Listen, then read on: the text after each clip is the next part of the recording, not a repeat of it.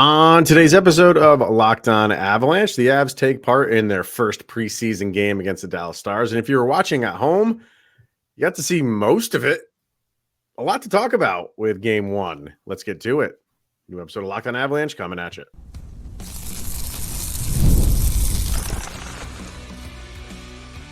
You're Locked On Avalanche, your daily podcast on the Colorado Avalanche. Part of the Locked On Podcast Network. Your team every day.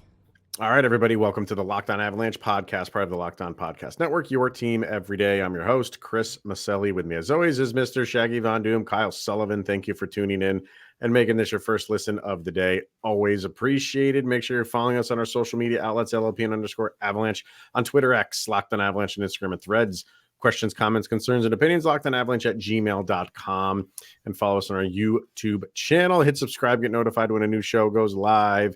And make sure you're subscribed to our subtext as well. Link to that's in the show notes below. And when you do, you talk everything Avalanche with Kyle and myself one-on-one. We get your opinion, which we share on this very podcast, which if you want to express your anger, which some are doing that on subtext and across social media for what went down at the end of the broadcast, I guess, for ESPN. We'll get to that in a little bit.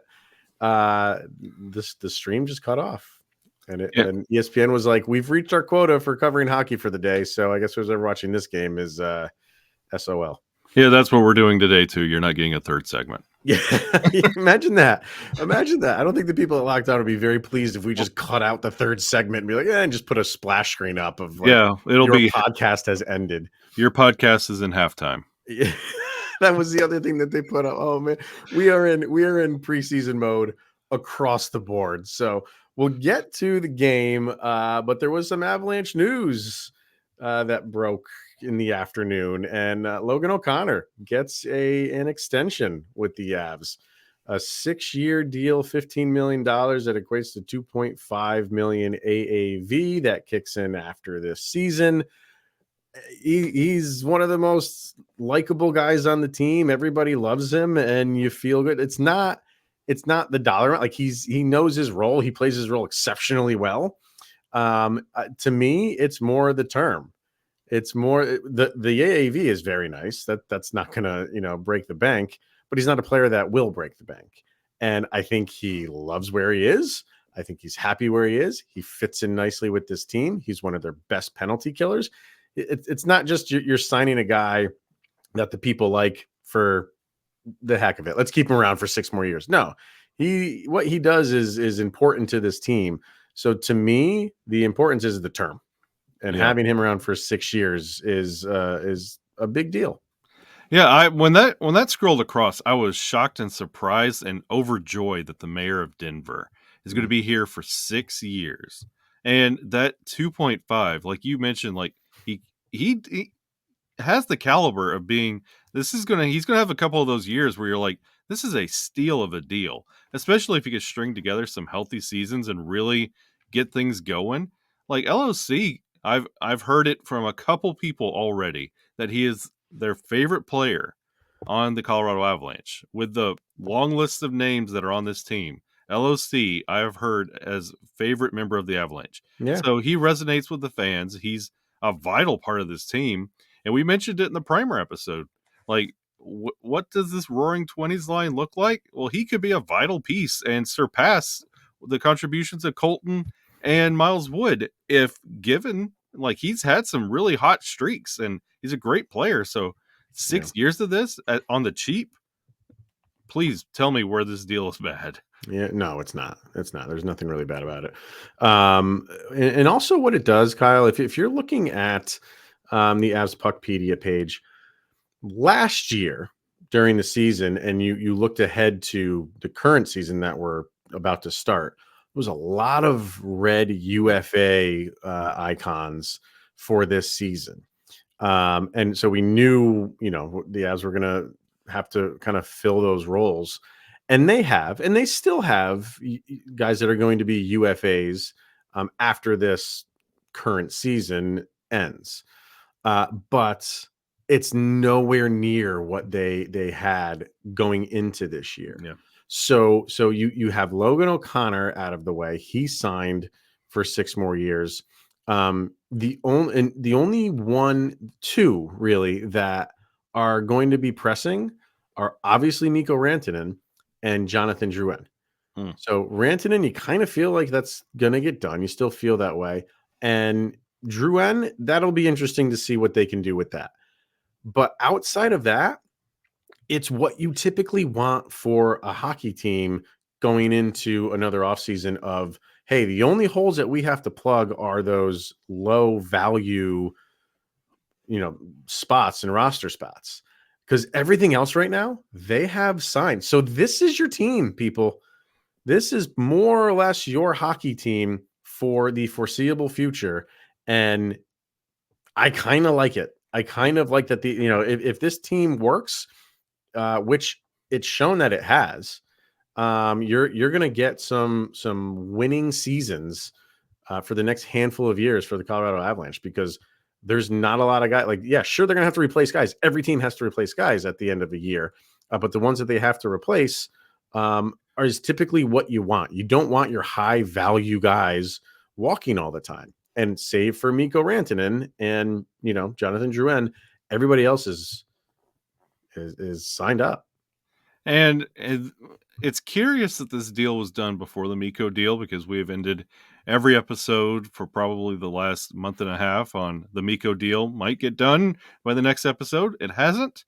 And for this one to get done for the term, it really makes me I turn right back to the Mikko contract. Like, what's this going to look like? Like, if you're locking up things for the future, how much future are we about to give Mikko Rantanen? Because that's appealing to me. And when we were talking about what could the Mikko deal look like, looking at LOC's deal, it's curious, it's interesting, it's appealing, and it's something to keep an eye out for.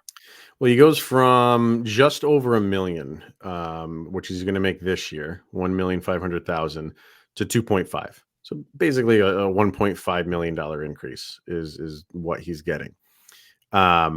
Mikko's probably going to get a little bit more than 1.5. You would have to assume, but the cap goes up. I know it's not going through the roof, but you do have a little bit more money to play with. And the other side of that, I mean, saying like they have pretty much everybody locked up, is that also means not a ton of money is coming off the books next year. Yeah. Let's see. Chris Wagner, $775,000 is. Shillington's only signed for Logan O'Connor money this year, $1.05 million. Brandstrom, $900,000. DeHaan, $800,000. And Georgiev's the most at 3.4. So not a ton of money is coming off of the top. And honestly, that's okay, because again, we had the two big question marks that again we mentioned in yesterday's primer episode. You don't know what those are going to look like next year. And with Georgiev, possibly this could be his last year. That money falls off again. Mm-hmm. So, I mean, if we're signing LOC to the Sidney Crosby deal where he's getting his jersey number, Mikko Rantanen 9.6 sounds great, and that's where your money comes in.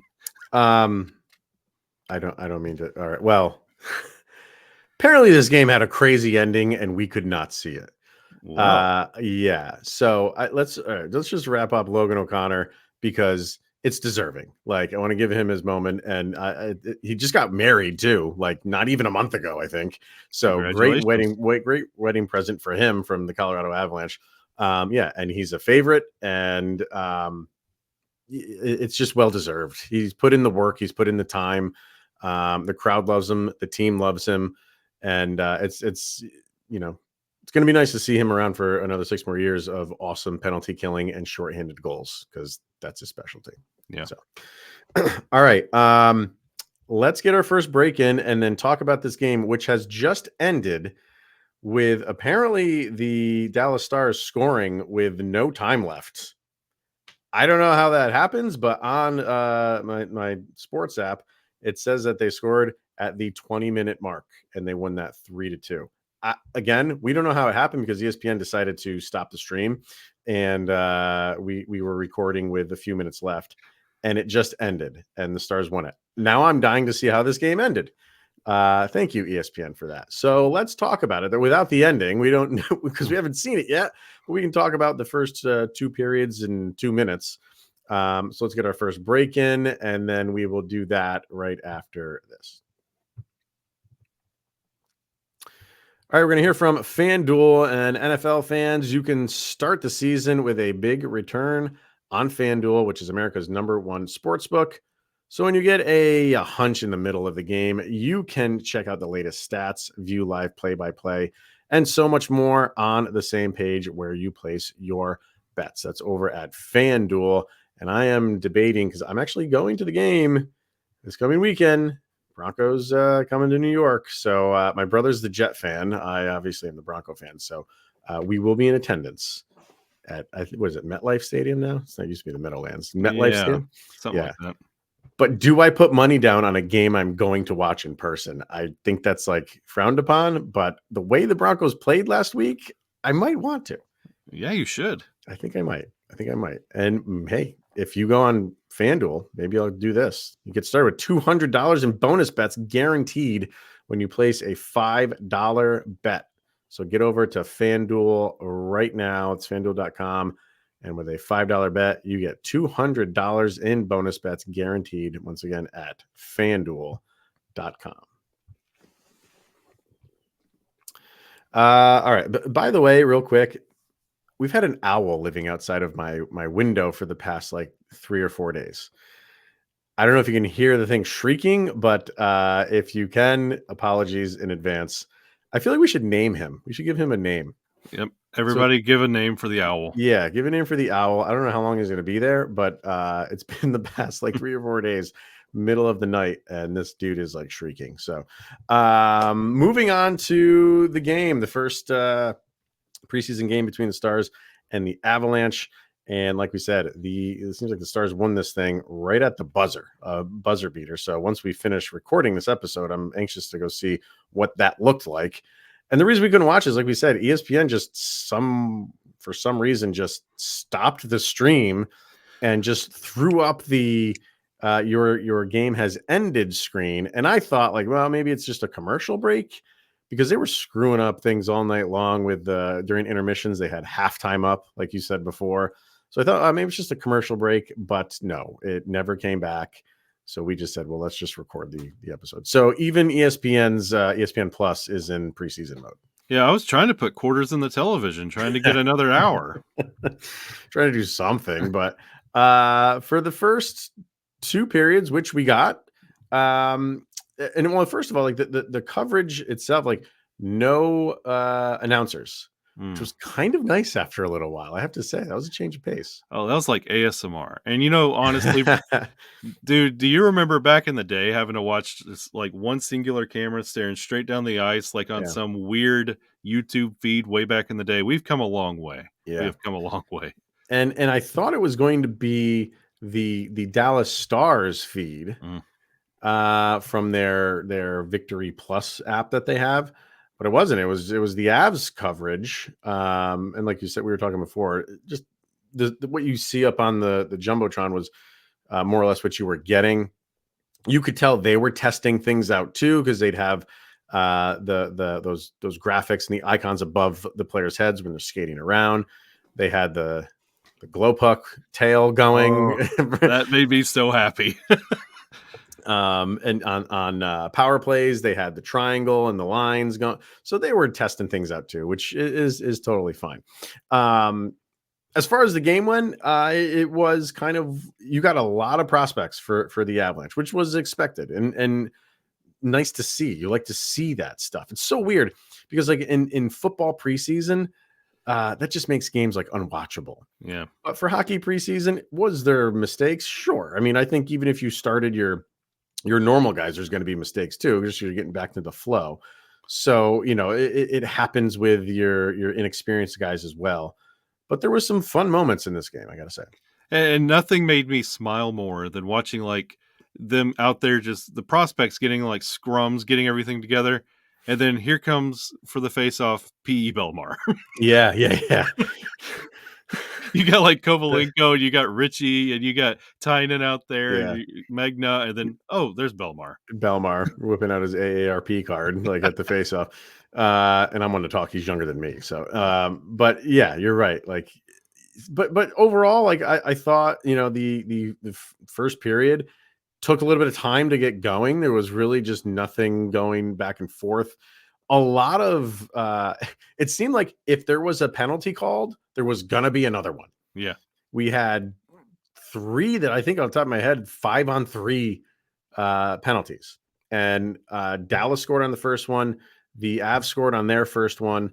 And I don't believe Dallas scored on the second one that they had. But still, it was just like penalties all over the place. And that's the ugliness that you're going to get in preseason. Just the fact that it's preseason, just the fact that you have like mostly inexperienced guys that are just trying to go into overdrive because they want to make a name for themselves. So sometimes you do some stupid things. And inexperienced refs. Also in preseason mode. Yeah, I know. Like I didn't see like the first 5-on-3 that the Avs had against them. The second call was against Kiviranta. That was for a cross check, and I don't think he cross checked the guy. Like it's tough because you only get like one review of the play. You don't have announcers like pointing things out for like the viewers. But I think whoever it was on Dallas like just lost an edge and went down as Kiviranta was going to hit him. And they called a penalty on him. If I'm wrong, I'm wrong. I only saw the one review, but it didn't look like it. I'm not going to put up that much of a stink. It's a preseason game. Yeah. But so the Avs, they suffered that one. But they got their one back. Well, actually, the first goal they scored, very, very pretty goal. Yeah. It was behind the net. It was I cannot pronounce his name. Oh, yeah. Persipov, I think is how you pronounce it. Presipov won a battle behind the net, passed it to Tynan. No, was it Tynan or Megna? I think it was Megna to Phillips? It was Megna to Phillips. Phillips scored the goal. It was Megna to Phillips, yeah. Just really pretty passing. And that pass from Megna just right in the crease, went right underneath goalie's stick and right to Phillips for the goal. That was a nice one. And then when the Avs had their 5-on-3, nice pass from Callum Ritchie was to, I think, Tynan for which I thought was a goal for him. But now we were looking on, the app that we use, and they have the goal to Callum Ritchie. I didn't see him like that was a pass. And if it was deflected, okay, but I didn't think it got deflected. I thought that was Tynan's goal. Yeah, I was confused on the scoring on that in general. Yeah. But, and it's something else that kind of stood out in those moments as well. If you watched how the Avalanche prospects were playing against the Stars prospects, the Stars, it felt very like beer leaguey. Like there was a lot of just kind of puck chasing at points and like standing off. But the Avalanche were doing a fantastic job of their passing. Like it would be passing back to Gretzky's office, up to Ovechkin's office, back and around the boards. Like there was a lot of precision passing and a lot of trust amongst the Avalanche prospects, where Dallas was just kind of like, it was a pickup game. And I really liked it because it's a look at what are these guys learning in camp, in practice, how in depth are they going? And it looks like there's a lot of trust amongst these guys. So it gives you a lot of kind of positive reinforcement when they do show up for NHL action, that these guys, they have some camaraderie going into this year. I thought there were good moments of passing coming from the Avalanche, and I thought there was some left to be desired because you were getting a good amount of breakouts and a good amount of odd man rushes. And there was a couple times where, like, you saw a nice pass. And then there were other times where one would just be behind him a little bit too much, or one would be into the skates. And I didn't go crazy with my notes, but there was a couple that happened where I was like, oh man, like if you just let it up another foot, it would have been right on his tape and he would have had a good scoring chance. But overall, though, I thought once they got going, the second period was a little bit, from top to bottom on both teams, a little bit messy, a lot of penalties. in the second period. But you're right. I think Dallas was kind of just trying to play a game of like, let's just go. Yeah. Let's just get out and go. Try to get as many rushes as we can. Where the Avs were, I don't try and say like play a reserved game, but they were trying to set up a little bit more, it seemed like to me, than Dallas was. And that was my big note and big takeaway was this is something we said many times last year during the season. If the Avs could just settle down and not be so cute, they could be effective. And I was like, oh God, now the Avalanche juniors are overcomplicating and it just slow it down just a bit. You don't have to be so cute and fancy all the time. You can be effective. So I was like, great. Now the next generation of the Avs are going to be the exact same way. We got to deal with that. So let's get our last break in here and then kind of, it's only the first game, but who are some guys that we thought helped themselves or even some guys that maybe hurt themselves a little bit? So let's talk about that after this. First, we have Indeed, because we're driven for the search for better. But when it comes to hiring, the best way to search for a candidate isn't to search at all.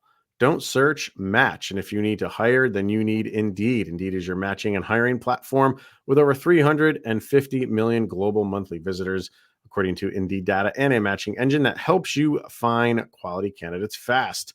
So ditch the busy work and use Indeed for scheduling, screening, and messaging, so you can connect with candidates faster. And Indeed doesn't just help you hire faster. 93% of employers agree Indeed delivers the highest quality matches compared to other job sites, according to a recent Indeed survey. So all listeners of Locked On Avalanche will get a $75 sponsored job credit to get your jobs more visibility at Indeed.com/lockedon. Just go to Indeed.com/lockedon right now and support Locked On Avalanche by saying you heard about Indeed on this very podcast. Indeed.com/lockedon. Terms and conditions apply. And if you need to hire, then you need Indeed. We are also brought to you once again by PrizePicks. Love this app. PrizePicks is America's #1 daily fantasy sports app with over 5 million active members. PrizePicks is the easiest and most exciting way to play daily fantasy sports. All you do is pick more or less on 2 to 6 player stat projections and watch the winnings roll in. And you can now win up to 100 times your money on PrizePicks with as little as 4 correct picks. My streak had to start over because I lost. I usually go over. It's just like what I normally like to do is pick the over. But I'm like, you know what? I'm going to go under.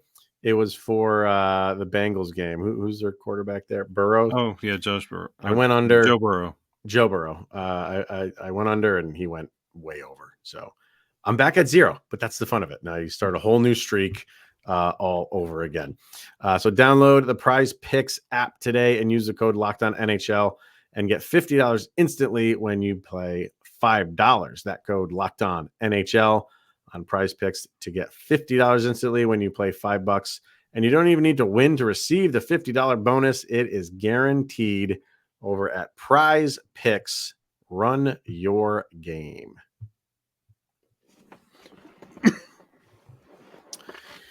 All right. So, one game and score doesn't matter, but the Avs do lose it 3-2. And in the amount that we saw in the 43 minutes that we saw, good. I was saying mostly good. Yeah. From Avalanche players. Who do you feel kind of maybe stood out a little bit? Boston Bruins legend Jason Megna. Yeah, he had a good game. Yeah, he looked good. He looked noticeable. He stood out. He looked really, really good. I was very impressed with his game in preseason game number 1. I thought I was, I think everybody was watching like Callum Ritchie, that line, the Ritchie, Lawson, and Foodie line. And I didn't think they did a ton in the first period. But that goal that they got on the power play, I was watching after that because that maybe seemed to get them going. I thought Lawson was playing very well. Yeah. He was playing very well. Had some really nice passes, I thought. But Ritchie wasn't doing a ton, wasn't really standing out. Foodie, while he was skating all over the place, wasn't really doing a ton. And I thought that, hey, maybe that power play will like just get them going. And I was really looking forward to the third period to see what they would do in the third period. Like, just, it's for Richie anyway. It's his first game ever. So, like, you wanted to see if that would just engage him. And I don't know. I'll have to find a stream of somehow to watch it. But overall, I thought he was fine. You can see the skill there. Yeah. Foodie, I thought, had a rough game. I agree. I think he I don't know if he's feeling the pressure of like, hey, like I'm one of those guys that really needs to step it up this year. I've been here enough years where now is the time. And if he was pressing a little bit too much, I don't know. But he had that really bad penalty. The Avs were up on a power play, and he had a really bad penalty. I think they called it interference. I don't know what it was, but if it's not, that's what he did. I mean, he just held the guy. I don't know if they called holding, but he didn't need to do that at that point in time. And it's just things like that. But he did come back after he served the penalty and had a good look, a good shot on goal. I was really hoping he could score that to kind of redeem himself a little bit. But he was another one that I was really looking forward to watching in the third to see if he could end the game on a more positive note than when he started it. Because I thought those guys were starting to improve more as the game was going on. Yeah, you could definitely see where Callum Ritchie, where the hype lies, and you're like, oh, this guy's going to be all right. With Foodie, you're like, oh God. And I put him on Martin Kaut watch. Like, you're like, oh God, here we go. Like, he's really gripping the stick, and he's doing a little too much, and he's not making that impact. We'll see how it goes the rest of the preseason, but I was a little worried. Another little standout, TJ Tynan. Yeah, he had an assist on the day. He looked between Megna and Tynan. I think those were my two favorites in game one of this preseason. He's been around, like he knows what to do in these situations. As far as stats for the game go, assist went to Tynan. Prishapov, Alausen got the assist on that power play. So did Jacob McDonald got an assist. And then your goals apparently were to Callum Ritchie. I have to watch that again. That must have got redirected by someone on Dallas. Must have. And your other goal went to Matthew Phillips, who I thought had an excellent game. Yeah. I thought he played fantastic. And the fact that he got that goal early, that's what I was talking about with Ritchie. You wanted to see they got that goal in the power play. Where do they go from there? Phillips his head was in the clouds. And he was like, I'm on a roll right now. I thought he looked good. His skating was great. His positioning was great. His exits were great. I think he drew another penalty. He drew a tripping penalty because whoever was on Dallas that committed the penalty knew that Phillips had to drop on him, and he was just going to zoom right past him. So he just tripped him. I thought he played a really, really good game. I don't know where he stands in making this team. But as far as this game, he played great. Yeah, and he got the luxury of getting the first Avalanche preseason goal. So you automatically get that look every time he's on the ice. You go, oh, there he is. And you're watching him a little bit more, and he rose to the occasion. So Yeah. I was pleased with his game. And like you mentioned earlier, like who possibly hurt themselves. Like we talked about Foodie. Like he's definitely on Kaut watch. So you want to kind of it's not like he did so bad that he's falling. No. But right. this is the opportunity. We talked about it every time we talk about him. This is the year to step up. Not happening. Middleton as well. Not too thrilled with his game and his effort. He's kind of he reminded me of a slow McDermott. He does look like McDermott. I thought the same thing. I was like, ugh, boy, this is not working. I think guys like him, you have a little bit more leniency with him just because of their size and what they can bring in that aspect. I know he's a depth darling for a lot of everybody. When they want to get physical, that's usually the name that people throw out now that McDermott's not there. Right. But when it comes to like the games, especially like playoff action and games that you need to win, like, is this going to be a pylon? Is this a Zadorov kind of player? Or is this somebody that can actually produce like Duhaime last year? Yeah, I don't. It remains to be seen, but I mean, you're not looking for offensive magic from him, right? Like, No. so you kind of have to take the good with the bad with guys like him. I mean, he's a depth guy. They'll use him when they need him, but I don't know. I didn't think he was horrible, but he had a penalty too. Lazy lumber. Yeah. And then as far as goalies goes, they split time. Trent Miner Between the two starters. Yeah, Trent Miner did the second half of the game. Annunen played the first half. Annunen had some great saves. Yeah, really great, especially that one that was puck kind of got behind him and he just like punched his skate out and popped the puck right out. Wide open net for whoever that was on Dallas. But that was a great save. He looked good. He punched like the third shot out of the air with his blocker side. Like he just punched it right out of the air. So that was a good look. Yeah. So overall, I thought he looked really good. Didn't get to see a ton of Trent Miner. So, but he did seem to be like ESPN decided he was too hot for TV and pulled the plug. Is that what that's we figured it out. It was Trent Miner. So, that's what you're going to get out of a preseason game. You're going to have good stuff. You're going to have growing pains and others. Some sloppiness here and there. Some really good moments. You saw the Avs, like I said, as that first period went on, and into the second period, they started to put together some good possessions, and then there'd be a few minutes of just like we're just stuck in the mud here. Yeah. So it's kind of what you have to kind of go with preseason. So I don't know. I'm anxious to see how this game ended.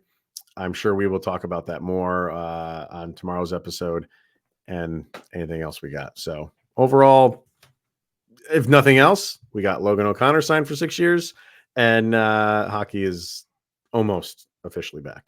Yeah, I mean, your prospects look good against a good Dallas team. Like they had White Johnson and Sam Steele out there. Like your prospects look good. Yep. And I think Johnson got a goal. Yep. Which, come on, he's the best guy out there by far. So, yeah. All right, that is going to wrap it up for today, everyone. So thank you for tuning in and making this your first listen of the day. We'll get back at it tomorrow. We'll get our subtext people, how they felt about the game, guys that they thought played well, and air their grievances with ESPN too. I am certain of that. So thank you for tuning in and making this your first listen of the day. Always appreciated. He is Mr. Shaggy Von Doom, Kyle Sullivan. I am Chris Maselli, and this is the Locked On Avalanche podcast. We got the third segment in. We'll see you tomorrow.